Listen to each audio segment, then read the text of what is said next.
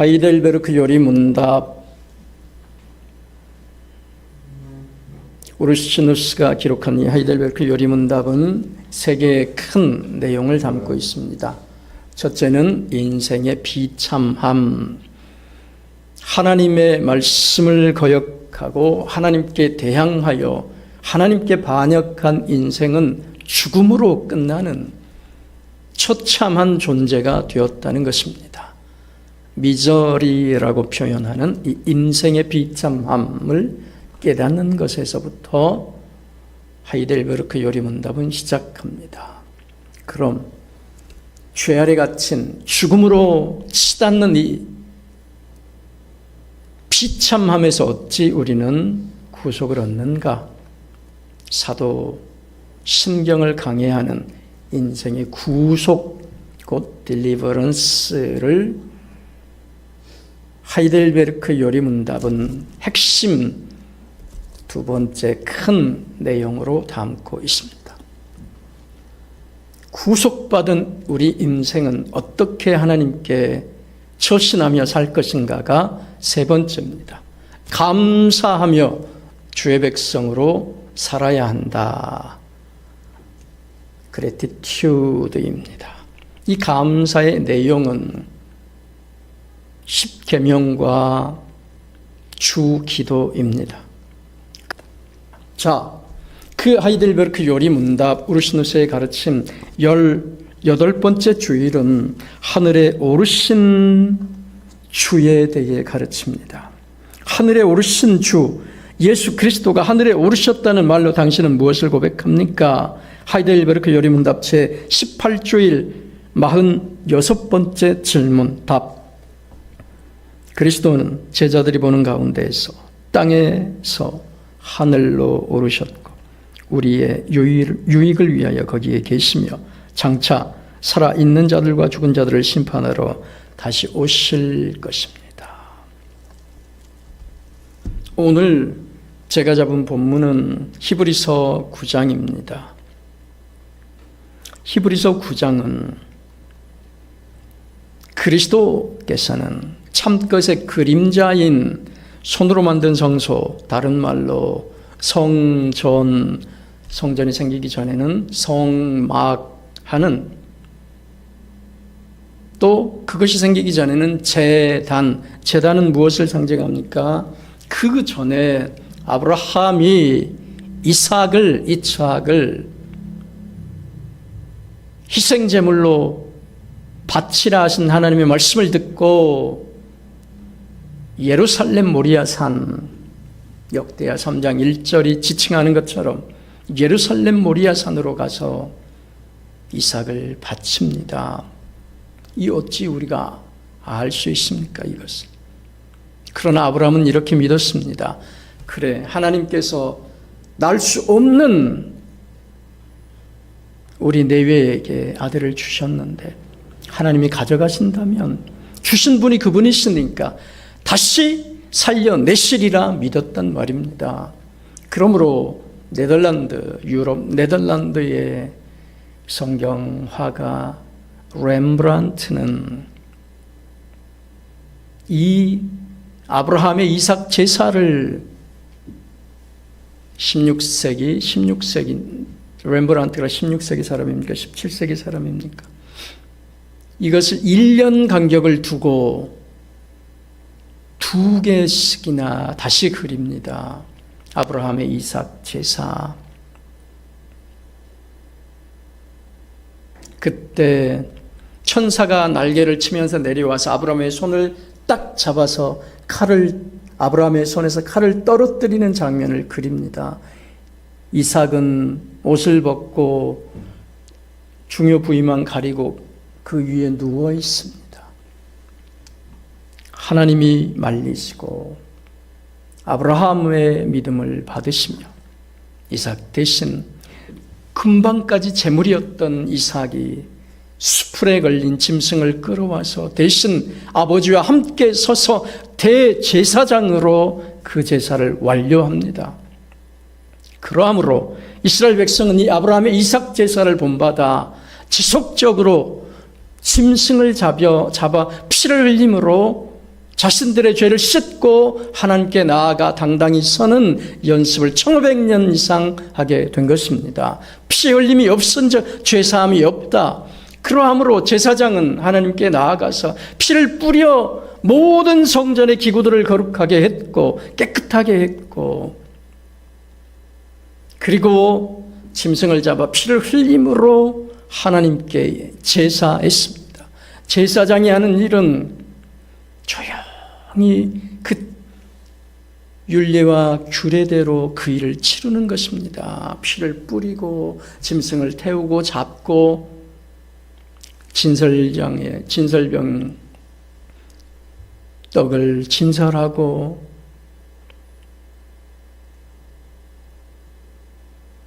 예수 그리스도가 구약의 언약에 따라 신이 자신의 몸을 나무에 달려 죽이심으로 피를 흘리심으로 우리를 구속하였습니다. 예수 그리스도의 인격, 다른 말로 예수 그리스도가 사람 되신, 이걸 인격 그렇게 표현합니다. 그리스도가 사람 되신 그 인격, 믿을 수 없는 일입니다. 이 우르시누스가 하이델베르크 요리문답에서 가르치듯이 다윗 왕의 후손인 요셉과 제사장 가문 사가랴와 엘리사벳의 친척, 곧 세례 요한의 친척인 이 예수의 관계가 사람의 힘으로 된 것이 아니고 철저하게 사람이 되게 하시지만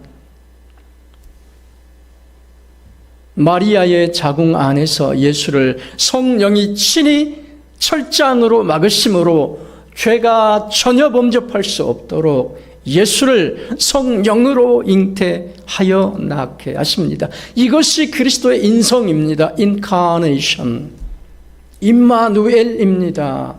임, 함께, 우리와 엘 하나님, 많은 임자, 이 네모 안에 점을 콕 찍어서 앞에도 발음을 한번 주고 뒤에도 한번 발음을 주는, 임누엘 하면 발음이 어렵잖아요. 그래서 임마누엘 하도록 한 것입니다. 임마누엘, 하나님이 우리와 함께 하신 성육신 난 것입니다. 성령이 남자 없이 그리스도를 이 땅에 구주로 보내신 것, 이걸 믿어야 한다는 것입니다. 이게 성육신 교리,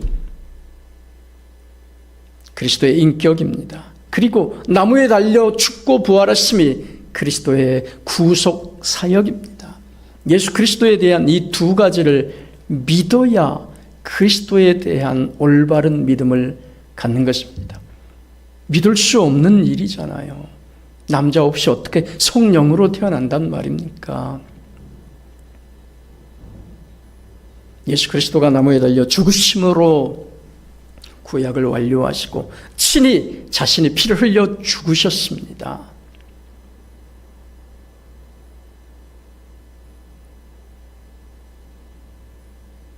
그런데 거기서 그냥 나무에 매달려 있으면 예수가 죽은 게 아니라 기절을 한 거야, 기절. 그럴 말이 나오겠죠. 그러므로 예수는 시신이 그대로 나무에 달려 있지 못하도록 하는 법에 따라 신명기 21장 23절, 나무에 달린 자는 하늘의 저주를 받은 자라. 그러므로 예수는 죽을 때 돌에 맞아 죽지 않고 창에 찔려 죽지 않고 반드시 나무에 달려 죽어야 했습니다. 십자가, 이 십자가라고 하는 게 예수가 팔을 뻗어서 가로로, 그리고 몸이 세로로 있으므로 이게 한자로 열십자 같이 보이잖아요. 이 가짜는 우리가 알듯이 십자가 형틀로 매어 달려 죽게 된 것입니다. 그래야 저주를 받게 되는 것이고, 하늘이 예수 그리스도가 나무에 달려 운명하실 그때부터 몇 시간 동안 온 천지가 대낮인데도 흑암으로 밤에 달이 떠서 밤길도 살살 찾아갈 수 있잖아요. 그런데 대낮인데 흑암으로 온 세계를 완전히 깜깜하게 하나님이 다 덮어버려서 왜? 더 이상 세상 사람들이 저주받는 예수를 쳐다볼 수 없도록, 아니 하나님 자신도 예수 그리스도의 죄에 대해서 철저하게 외면했다는 것으로, 아니 예수 그리스도가 우리 대신 나무에 달려 죽으심을 확증시키기 위하여, 로마 군병들이 이 사람이 진짜 구주였나 본데, 이게 지금 되는 일이 이게 뭐야, 세상이 흔들리고 세상이 흑암으로 이거 어떻게 되는 거야 지금 세상이. 깜짝 놀라 구속주의 출현을 그들이 신의 몸으로 목도할 수 있도록 세상을 뒤엎어버렸단 말입니다.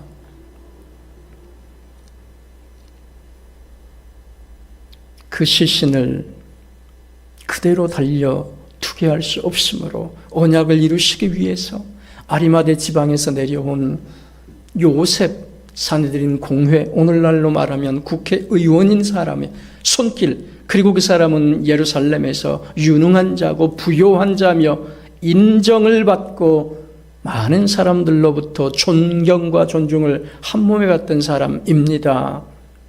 빌라도에게 찾아가서 예수의 시신을 나에게 다오. 빌라도가 내어주지 않을 수가 없었단 말입니다. 이 또한 주의 말씀을 이루게 해야 하기 때문이죠. 뼈 하나 꺾이지 않고 시편 34편 말씀대로 뼈 하나 거꾸로, 팔다리를 거꾸로 부러뜨려서 이 사람이 죽었는지 확인하는 방법을 예수에게는 택하지 않고 긴 창으로 예수의 옆구리를 찌릅니다. 더 이상 피와 물이 나오지 않으므로 예수가 죽었음을 확인하고 예수를 내려 아리마대 지방에서 온 그 요셉에게 줍니다. 부자였던 요셉은 자기가 죽으면 들어갈 가족묘를 갖고 있었습니다. 그 묘 한가운데 예수를 안치하고 유대인의 전통에 따라 잘 세마포로 쌓아서 시신을 묻게 되었습니다. 그리고 여인들이 달려갔는데 사흘 후 곧 일요일 아침, 주일 아침 새벽 일찍 갔는데 예수 그리스도가 없어져 버린 것입니다. 아니, 말씀대로 부활하신 것이죠. 부활하신 주님이 40여일 이상을 제자들에게 다시 하나님의 나라를 선포하고 가르칩니다. 그리고 오늘 말씀, 그리스도는 참것의 그림자인 손으로 만든 성소에 들어가지 아니하시고 친히 곧바로 하늘로 올라가사 하나님 앞에 나타내셨는데 그 앞에 단서조항이 우리를 위하여입니다. 우리를 위하여 그리스도가 하늘로 올라가셨단 말입니다.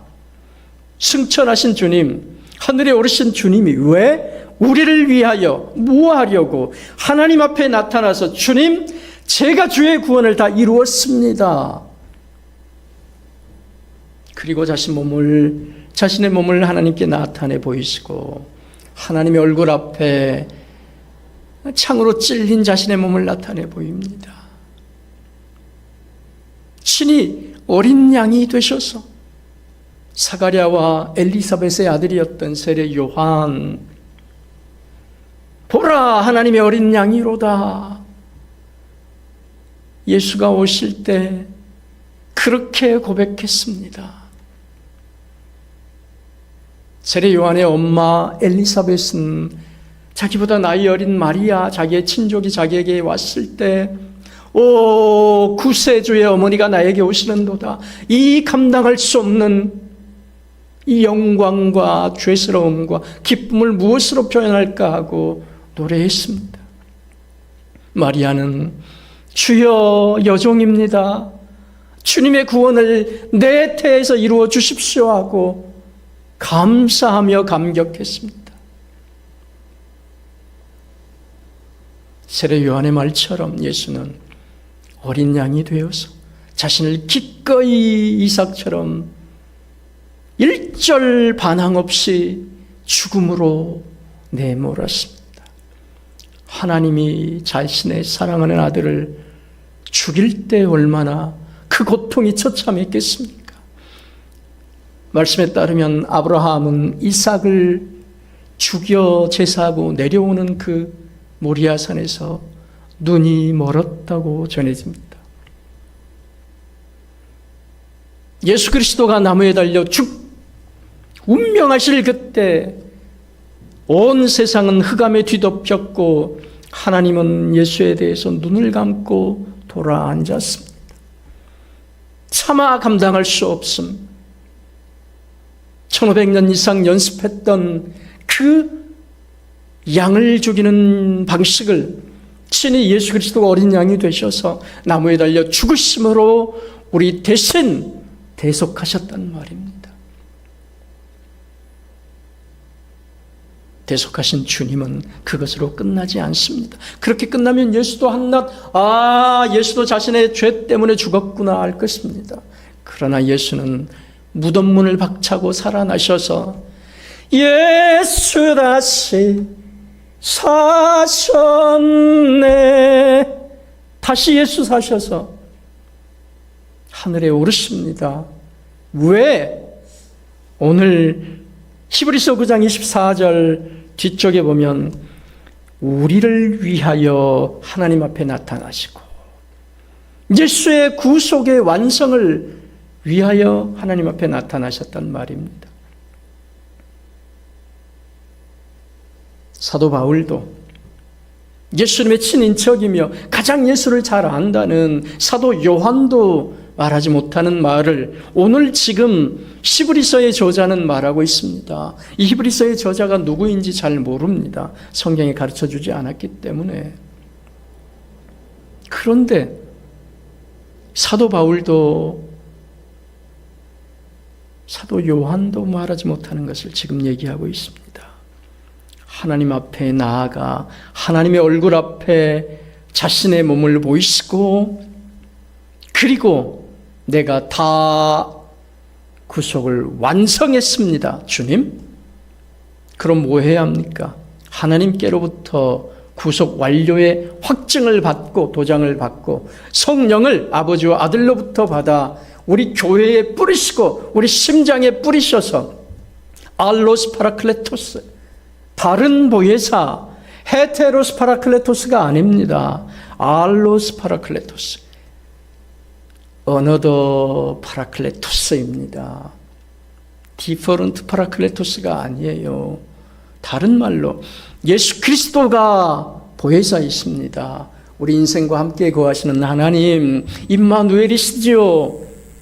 하나님이 친히 사람 되신 그 거룩한 일이 아니고 어찌 우리가 구원을 받을 수나 있겠습니까? 성령은 수줍은 영입니다. The Holy Spirit, shy member of the Holy Trinity. 성령은 거룩한 성삼위 하나님의 수줍어하시는 멤버이십니다. 성령은 자신을 드러내는 법이 없어요. 왜? 알로스 파라클레토스거든요. 그리스도가 원래 보혜사이시고 성령은 다른 보혜사이시거든요. 성령은 수줍은 샤이 멤버거든요. 성삼위 일체, 트리니티, 라틴 말로 트리니타스의 수줍은 멤버가 성령입니다. 그러므로 예수가 하신 일만 성령은 전해요. 진리의 영이라 저는 성령은 왜?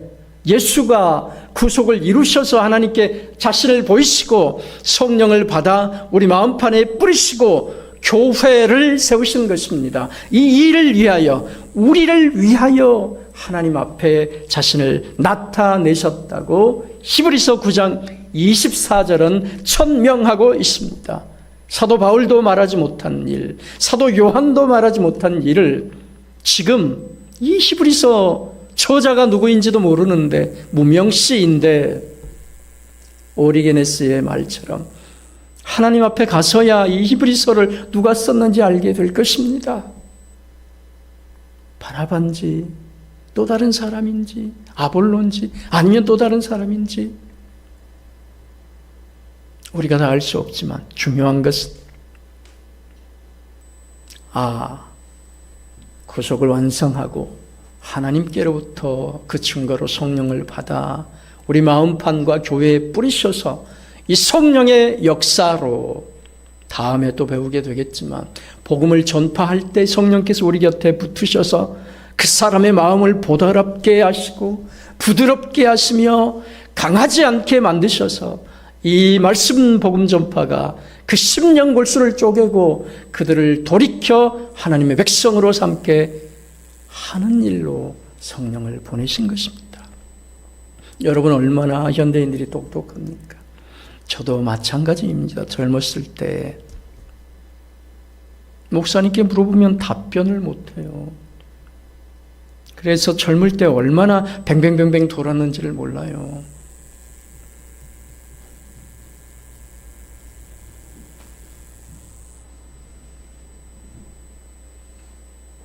예수 그리스도가 구속을 완성하시고 하나님 편에 올라가셔서 성령을 받아 우리에게 뿌리심으로 구원을 완성하셔서 하나님이 이제 우리 마음판 안에 사십니다.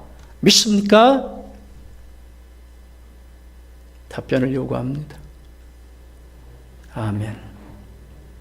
예수가 죽고 부활하셔서 하늘에 오르심으로 하나님 면전 얼굴 앞에 하나님 얼굴 앞에 자신을 보이시고 구속을 완성하였음을 하나님께 도장을 찍고 성령을 받아 교회에 뿌리심으로 교회가 세워졌습니다. 그 성령이 지금 우리 마음판 안에 계십니다. 이 일 때문에 예수가 하나님 앞에 나타나셨다고 지금 히브리서 9장 24절은 널리 널리 알리고 있습니다. 이런 어마무시한 구원을 우리가 받은 것입니다. 예수 그리스도가 살을 찢고 하나님 편에 올라가서 자신을 보이시고 성령을 받아 우리 마음판에 힘을 쓴 일, 이것을 구속사역이라 그렇습니다. 이 그리스도의 구속 때문에 우리가 살았고 죽어도 영원히 살게 될 것입니다. 아멘. 일어나시죠.